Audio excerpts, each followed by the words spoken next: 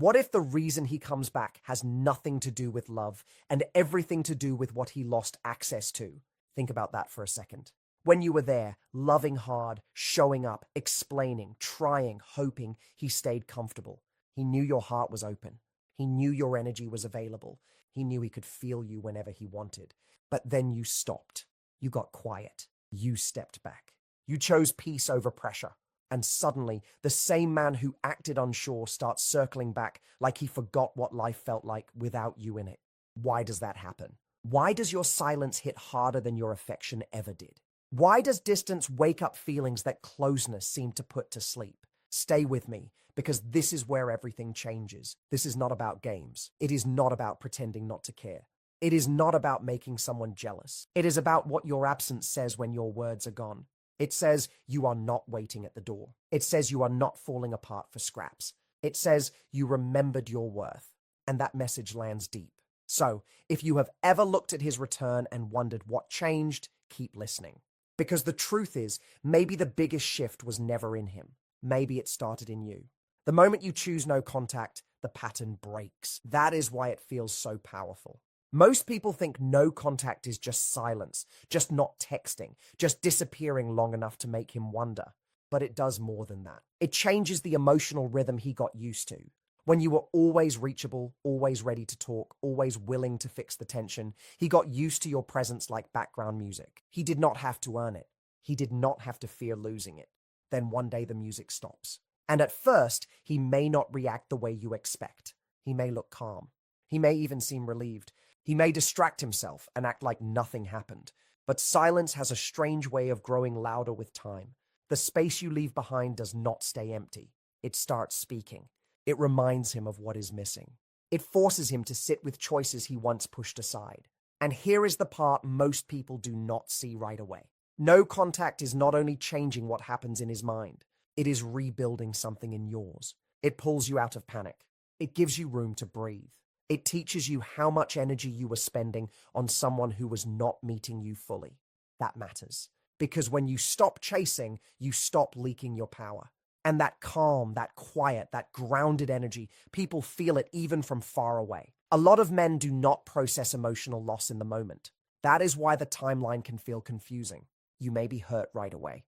You may cry early, think deeply, replay every moment, and begin healing while he seems untouched. He may go out more. He may post more. He may bury himself in work, attention, distractions, noise, but delay is not the same as absence. What he refuses to feel today often waits for him later. And later can look like a random message after weeks of nothing. Later can sound like a casual "hey" sent from a mind that finally got quiet enough to notice your absence. Memory also changes things. People do not remember relationships like cameras. They remember them through emotion. So when you are no longer there to balance the real picture, he starts replaying the highlights, the comfort, the laughter, the way you understood his moods, the softness you brought into hard days, the way your energy changed the room. He starts remembering what it felt like to be seen by you. And because you are no longer there to explain yourself, defend yourself, or make yourself easy to read, you become harder to define. That mystery matters more than people think. When he cannot predict your next move, he starts wondering if he ever truly understood your value. And that question can stay in his head much longer than your last conversation ever did.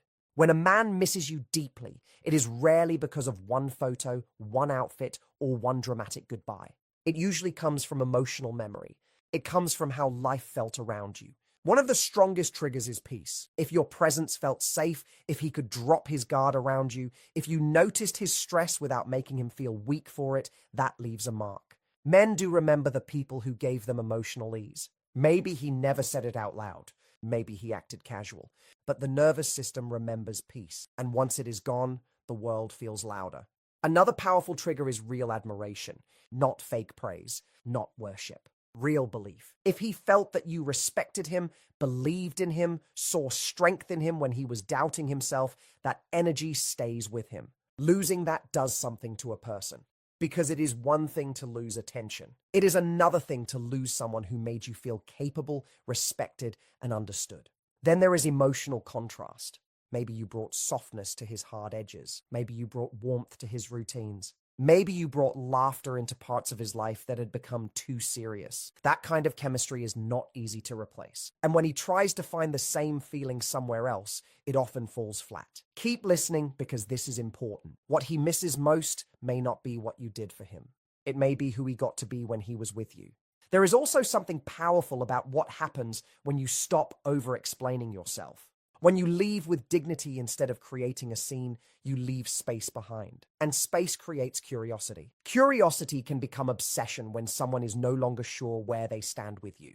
If he was used to you reacting fast, answering quickly, reaching out first, and then suddenly you become calm, quiet, and centered, he feels that shift. He may not call it that. He may not even understand it. But the emotional balance changes. He no longer knows whether you still care, whether you moved on, whether someone else now gets the version of you he once had easy access to. Those questions can spin hard in a mind that expected you to stay emotionally available. And then there is presence. Not just being physically around, but being truly there. The times you showed up during his low moments. The times you listened when he was not easy to understand. The times you offered warmth without making everything about you. That kind of presence does not disappear quickly from memory.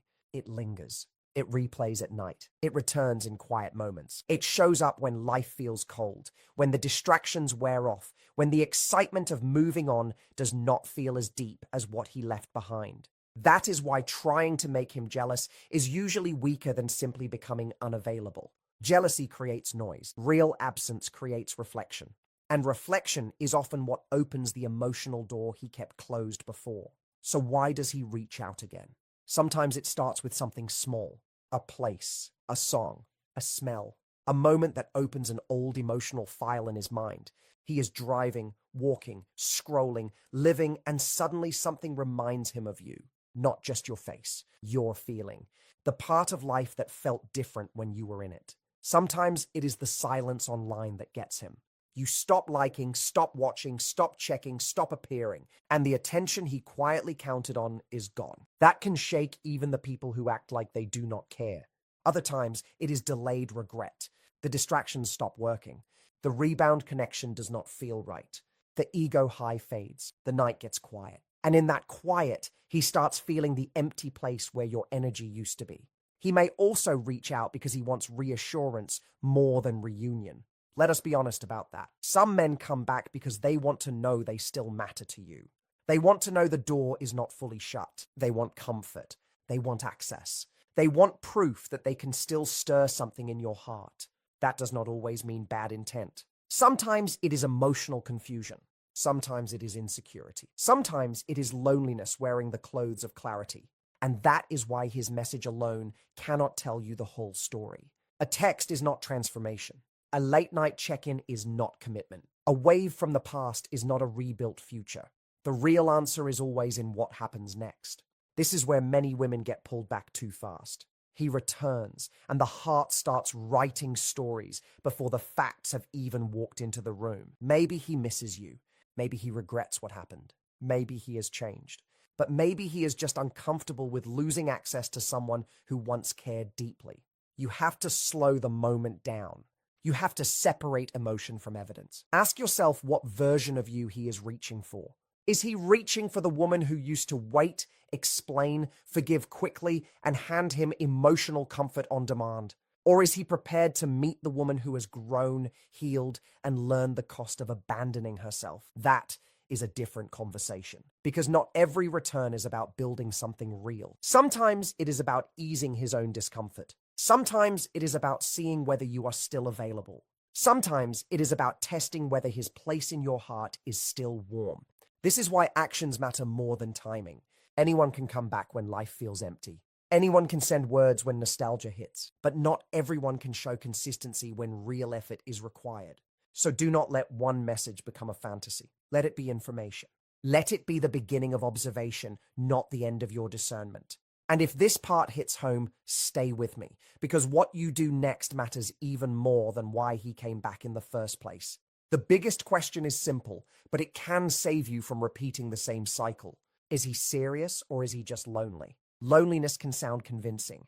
It knows how to use memory. It knows how to wrap itself in soft words and old feelings. A lonely man may tell you he misses you, He may say he has been thinking about you. He may even sound emotional, open, and sincere in the moment. But sincerity in a moment is not the same as stability over time. That difference matters. If his messages come and go, if he only shows up when the night gets quiet, if he avoids honest talks about what broke things before, that tells you something. If he wants the warmth without the work, that tells you something too. A serious man leans toward clarity. He does not hide in vague words. He does not just revisit the feeling. He addresses the problem. He is willing to have the uncomfortable conversation. He wants to understand your boundaries, not step around them. He makes time in real life, not only in emotional windows that open when he feels low. He asks about your world. He listens. He follows through. He does not just pull you close when he needs soothing. He shows that he is prepared to carry weight too. Loneliness wants relief. Real intention wants to build. And if you watch long enough, time will expose which one is standing in front of you. A woman who knows her worth does not panic when he returns. She also does not rush to punish. She stays centered. She watches. She listens. She lets the truth reveal itself slowly. That is power. She does not feel pressure to prove she is over it, and she does not feel pressure to throw the door wide open either. She understands that her value was never based on whether he came back, so his return does not define her. It simply gives her more information.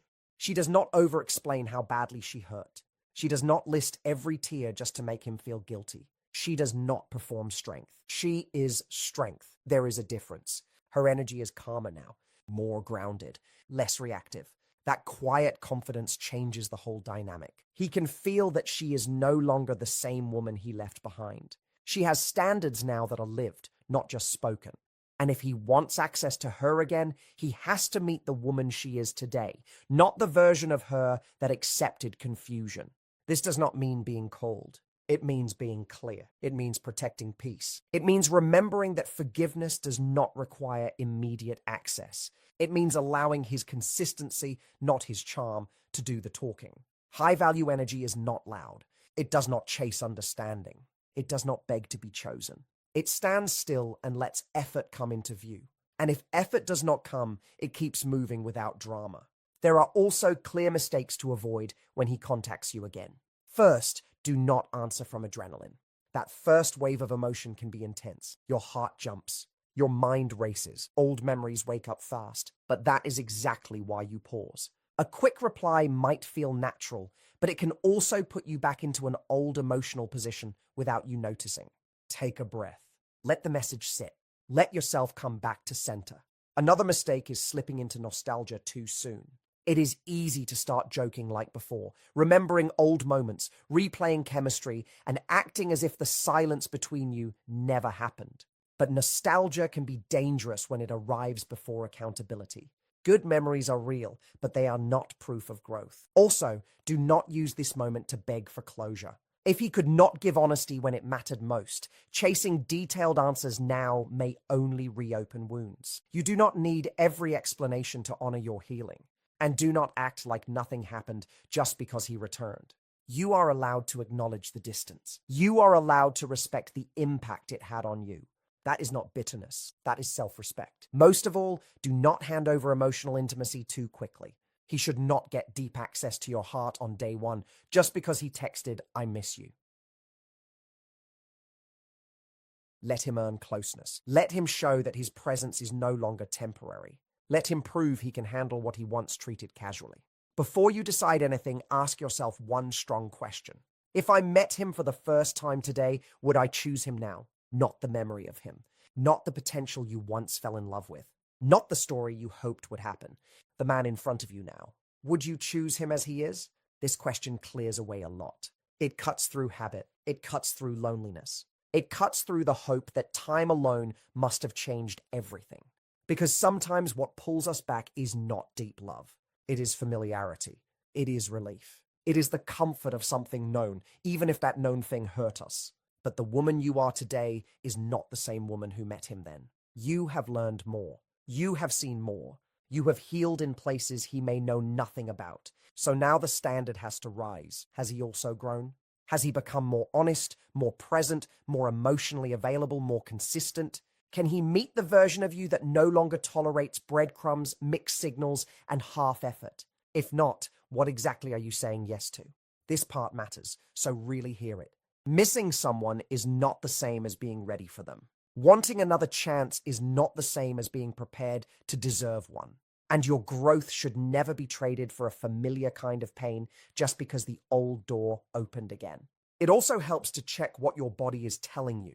When he comes back, do you feel peace or do you feel pressure? Do you feel calm, safe, and clear? Or do you feel anxious, shaky, and pulled into guessing games again? The body often notices truth before the mind admits it. Real love should not feel like constant decoding. It should not demand that you shrink, overthink, or stay in emotional survival mode. If his return brings confusion more than clarity, pay attention. If you are drawn to him only because the silence finally ended, pay attention. Relief can be powerful. It can make you think the pain is over simply because contact has resumed. But relief is not the same as trust. Relief is not the same as safety. Relief is not the same as love that can hold steady in daylight. And this is where many people abandon themselves. They say yes because the ache softens, not because the foundation is stronger. Do not do that. Let your standards stay active even when your feelings get stirred. Ask how he handles discomfort now. Ask whether he takes responsibility without needing praise for it. Ask whether his change shows up only in words or in habits, timing, patience, and follow-through. A person who truly wants another chance will not only seek reconnection.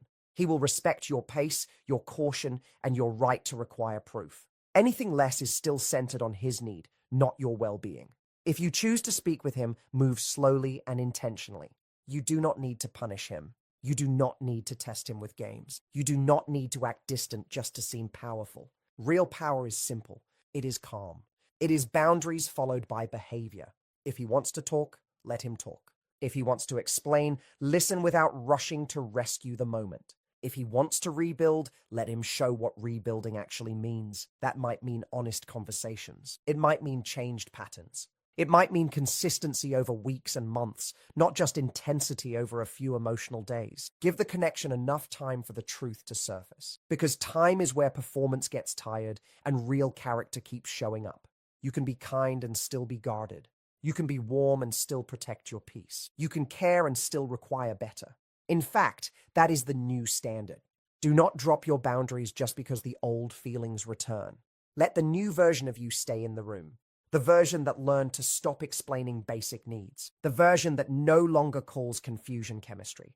The version that understands that being chosen is not enough. Being chosen well is what matters. And if he cannot rise to meet that standard, do not call that a loss. Call it clarity. Call it protection. Call it the result of healing that finally taught you not to settle for being almost loved. And here is something else worth remembering. His return is not automatically your second chance. It is also your test. Not a test from him. A test for you. A moment where life asks whether you really believe what you learned while he was gone. Do you believe you deserve consistency? Do you believe you deserve peace? Do you believe love should feel safe, mutual, and clear? Or will one familiar voice pull you back into waiting, doubting, and carrying the emotional weight alone again? This is where self-respect becomes a decision, not just a quote you repeat on hard days. You do not need to harden your heart to honor yourself. You just need to stop handing your heart to people before they show they can hold it well. If he is serious, he will not be scared off by your standards. He will rise to meet them. If he is not serious, your boundaries will expose that quickly. Either way, you win by staying aligned with yourself. That is the shift. You are no longer trying to convince someone to see your value. You are deciding who gets access to it, and that changes everything. So when he reaches out, do not ask first whether this is your fairy tale ending. Ask whether this connection still deserves a place in the life you fought hard to rebuild. That question alone can save months, sometimes years, of repeated heartbreak. So your next move is simple, even if it is not easy. Stay grounded. Let his words be the beginning, not the proof. Let his effort be steady before your trust becomes soft again. Protect the peace you built in the quiet. Protect the standards that came from your healing. Protect the version of you that finally learned not to chase love that has to be begged for. If he comes with honesty, consistency, patience, and real change, you will see it. You will not have to force it. You will not have to decode it every night. And if he comes back with only feelings, only nostalgia, only temporary hunger for comfort, you will see that too. The point is not to be cold. The point is to be clear. The point is not to win him back. The point is to never lose yourself again. That is the real glow up. That is the real power. And if this message found you at the exact moment you needed it, hold on to this part. You are not hard to love. You were just asked to accept less than you deserve. You are not too much. You simply outgrew small effort and uncertain love. So if he returns, let him meet the woman who chose herself. Let him face the